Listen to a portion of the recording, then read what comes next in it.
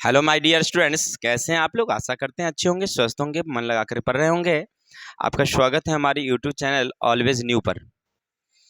आज हम लोग पढ़ेंगे क्लास 9th केमिस्ट्री का जो थर्ड चैप्टर है परमाणु, अणु और आयन।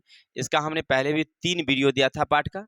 फिर कल हमने पढ़ा था अति लघुत्तरीय क्वेश्चन, जिसका वीडियो हमने भी दिया। और आज पढ़ेंगे हम लोग उसके लघुत्तरीय प्रश्न, प्रश्नों के उत्तर क्या होनी चाहिए, इस सब का व्याख्या हम लोग विस्तार से करेंगे। आप हमारे वीडियो पर बने रहें, आपको सारी क्वेश्चन बारी बारी से समझ में आ जाएगी। और आप जब एग्जाम में जाएंगे तो हमारे वीडियो को जरूर याद करेंगे। अरे भाई क्या वीडियो था, हमने क्या देखा था, हमें फुल्ली समझ में आ गया है। अब आराम से हम लिख सकते हैं। तो चलते हैं हम लोग अपने वीडियो की तरफ, ज़्यादा समय न लेते हुए। पहला हमारा क्वेश्चन क्या कह रहा है मेरे भाई, सुनिएगा थोड़ा सा। पहला क्वेश्चन कह रहा है स्थिर अनुपात का नियम क्या है। पहला क्या हमारा, स्थिर अनुपात का नियम क्या है। अगर आपसे कोई पूछे कि अरे भाई तुम बताओ स्थिर अनुपात का नियम क्या है, तो हमने बताया था रासायनिक नियम 2 प्रकार के होते हैं। एक द्रव्यमान संरक्षण का नियम, जिसको अनवरतता का नियम कहते हैं, और दूसरा स्थिर अनुपात का नियम। नहीं पढ़े थे। रासायनिक नियम कितने प्रकार के, 2 प्रकार के। कौन कौन, एक अनवरतता का नियम या द्रव्यमान संरक्षण का नियम। हमने बताया था, उसमें पढ़ाया था आपको कि अगर हम किसी पदार्थ को जितना रासायनिक यौगिक में मिलाते हैं, यौगिक बनने के बाद वजन उतना ही रहेगा, न बढ़ेगा न कमेगा, तो उसको कहते हैं हम लोग स्थिर अनुपात का नियम। और दूसरा पढ़ा था निश्चित अनुपात का नियम, स्थिर अनुपात का नियम। सॉरी, पहला था हमारा द्रव्यमान संरक्षण का नियम या अनवरतता का नियम, और दूसरा हमारा स्थिर अनुपात का नियम। हमने इसमें समझाया था आपको कि आप कोई भी यौगिक लीजिए, कोई भी यौगिक लीजिए, कहीं से लीजिए, कोई भी यौगिक लीजिए, कहीं से लीजिए, और उसमें उपस्थित जो परमाणुओं की संख्या है, उनका जो भार है, वो हमेशा एक निश्चित अनुपात में होगा। देखिए, किसी यौगिक को चाहे कहीं से भी लीजिए, उसमें उपस्थित परमाणुओं की संख्या का भार हमेशा क्या होगा, समान होगा, निश्चित होगा। उसे कहते हैं हम लोग, क्या कहेंगे, निश्चित अनुपात का नियम कहते हैं। जैसे एक उदाहरण में समझिएगा मेरे भाई, कि आप जल H2O चाहे कहीं से लीजिए, कहीं से भी लीजिए, इसका अनुपात 2:1, ठीक है, 2:1 या 16:8 या जो भी हो, नहीं, हमेशा क्या होगा, समान भी होगा। नहीं, कहीं भी कोई अंतर नहीं होगा। चाहे आप दिल्ली से लीजिए, कोलकाता से लीजिए, गंगसारा से लीजिए, चाहे राकेश सर जी के घर से लीजिए, कोई दिक्कत नहीं है। क्या समझ रहे हैं, मेरा नाम राकेश है, इसीलिए बता रहे हैं।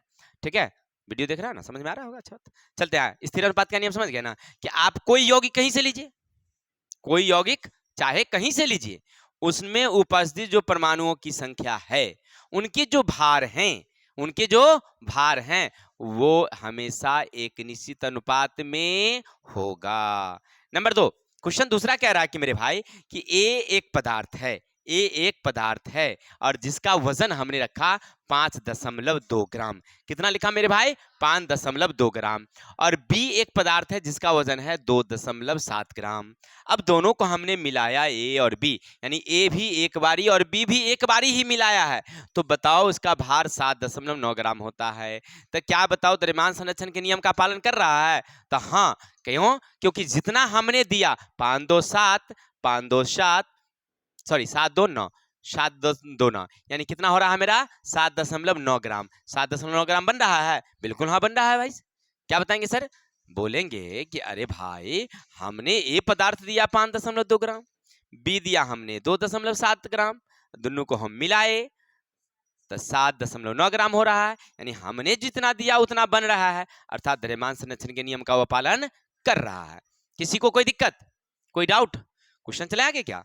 तीसरा नंबर कहता है परमाणु की विशेषता क्या है। हमने बताया था कि हमारे जॉन डाल्टन ने बताया कि कोई भी पदार्थ लीजिए और उसको तोड़ते चलिए, और उसका एक सूक्ष्म कण एक जगह जमा हो जाती है, यानी एक छोटा सा कण होता है जिसको हम तोड़ नहीं सकते, उसको कहते हैं परमाणु। यानी परमाणु पदार्थ का सूक्ष्म कण है। अगर कोई पूछे परमाणु क्या है, क्या बताओगे, पदार्थ का सूक्ष्म कण है, जिसे परमाणु कहते हैं, और यह अविभाज्य होती है। ये क्या होती है, देखिए ये पूर्णतः सही नहीं है, लेकिन अभी तक चैप्टर तक सही है। हमारा चैप्टर हमारा जहां तक कह रहा है वहां तक क्या है, सही है। यानी परमाणु क्या है, पदार्थ का सूक्ष्म कण है जो अविभाज्य हैं, और इन पर रासायनिक गुण निर्भर करते हैं परमाणु पर। चलिए बाद में देखेंगे। आगे क्वेश्चन नंबर देखते हैं, किसी तथ्य के संकेत से क्या सूचनाएं मिलती है। यानी कोई तथ्य का संकेत आप लिखते हैं तो उससे आपको क्या क्या सूचनाएं मिलती है। जैसे मेरे भाई देखो कि अगर हमने हाइड्रोजन का H लिखा, इसी तरह से हीलियम का हमने He लिखा, ऑक्सीजन का हमने O लिखा, मेरे भाई बताओ ये O क्या क्या संकेत करता है। तो नंबर 1, यह किसी विशेष तथ्य का निरूपण करता है। अगर H लिख दिया तो हाइड्रोजन, H लिख दिया तो हीलियम, O लिख दिया तो ऑक्सीजन, N लिख दिया तो नाइट्रोजन। नहीं, यानी वो कह रहा है, वो क्या कह रहा है मेरे भाई, क्या कह रहा है कि एक विशेष तथ्य का वो निरूपण करता है। ठीक है। जैसे दूसरा है, वह तथ्य के परमाणु को व्यक्त करता है। अगर H लिखा हुआ है तो समझ जाएंगे कि एक परमाणु है, O लिखा हुआ है ऑक्सीजन के एक परमाणु है, He लिखा हुआ हीलियम के एक परमाणु है, और यह परमाणु द्रव्यमान का प्रतिनिधित्व भी करता है। यानी हमने बताया था कि उसमें जितने प्रोटॉन उतने ही इलेक्ट्रॉन होती है और उतने ही न्यूट्रॉन की लगभग संख्या होती है, कभी ज़्यादा होती है कभी कम होती है वो बात, लेकिन समकक्ष होती है। क्या होती है, समकक्ष होती है। अर्थात एक संकेत से हमें क्या क्या मिला, तो पहले तो वह विशेष तथ्य का निरूपण करता है, वह परमाणु को व्यक्त करता है, उसके द्रव्यमान को व्यक्त करता है। तो क्वेश्चन नंबर 4 को समझने में किसी को दिक्कत। क्वेश्चन नंबर 5 क्या कहता है सुनते हैं, सापेक्ष परमाणु द्रव्यमान की व्याख्या। सापेक्ष परमाणु द्रव्यमान, अगर आपसे कोई पूछे कि भैया बताइए सापेक्ष परमाणु द्रव्यमान क्या है, तो आप क्या लिखेंगे, किसी तथ्य के परमाणु द्रव्यमान, किसी तथ्य का परमाणु द्रव्यमान एक संख्या है जो बताती है उस तथ्य के परमाणु द्रव्यमान कार्बन 12 द्रव्यमान के 12वें भाग से कितना गुना अधिक है। देखिए कार्बन 12 परमाणु के द्रव्यमान को आप एक 0 इकाई मान लीजिए या 1 इकाई मान न लो।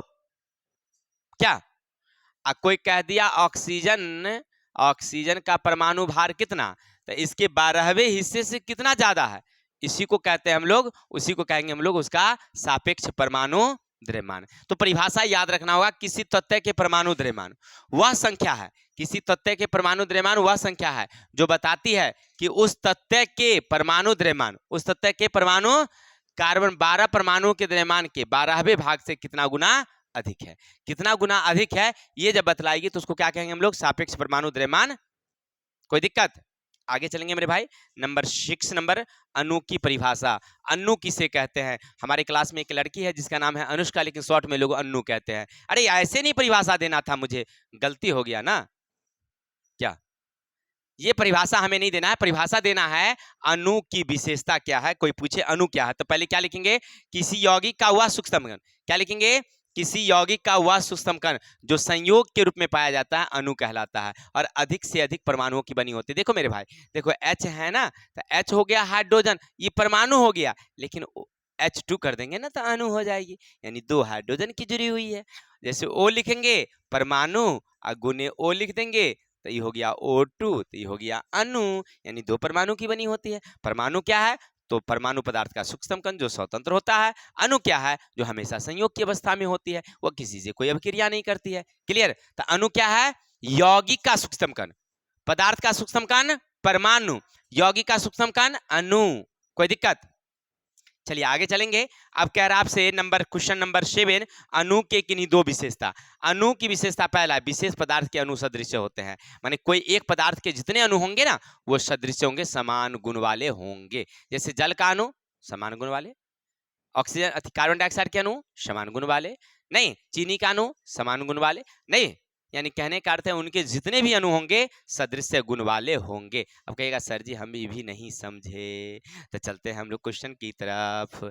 जैसे देख लो मेरे भाई, अब ले लो, अब C6H12O6 ये ग्लूकोज हैं, ये क्या है ग्लूकोज हैं। अब इसके अणु को आप कहीं से लीजिए, अब उसमें जिसमें ये मिलेगा ना सब एक के गुण वाला होगा। नहीं, जैसे मान लीजिए CO2 आप चाहे कहीं से लीजिए, उसमें CO2 मिलेगा सब एक गुण वाला होगा। यानी कि अणु की जो होती है ना, जितने अणु है विशेष पदार्थ के सदृश्य गुण क्या होंगे, समान होंगे। और किसी पदार्थ के अणुओं के गुण उस पदार्थ के गुणों का प्रतिनिधित्व करती है। अणुओं का जो गुण होगा वही गुण वाला पदार्थ होगा। अणु का जो गुण होगा, जैसे मान लीजिए चीनी का मिठास है ना, चीनी में मिलता है नहीं मिलता है, उसी तरह से अणु जिस प्रकार के गुण वाले होंगे उसी प्रकार के पदार्थ जिस गुण वाले होंगे वही प्रकार के अणु।